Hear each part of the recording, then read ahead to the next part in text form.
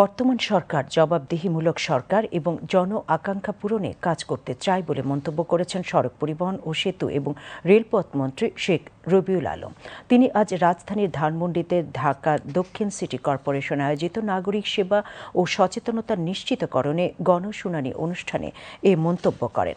এ সময় সেতুমন্ত্রী জানান, ধানমন্ডি লেককে আরও দৃষ্টিনন্দন ও সৌন্দর্যমণ্ডিত করা হবে।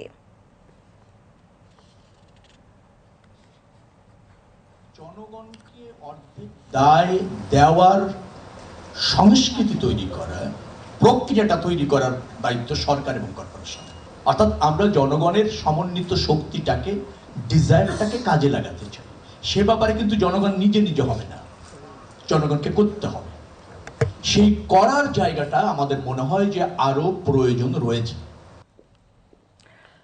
ঢাকা দক্ষিণ সিটি কর্পোরেশনের প্রশাসক বীর মুক্তিযোদ্ধা আব্দুস সালামের সভাপতিত্বে অনুষ্ঠানে ডিএসসিসির প্রধান বর্জ্য ব্যবস্থাপক এয়ার কমান্ডার মোহাম্মদ মাহবুবুর রহমান তালুকদার উপস্থিত ছিলেন।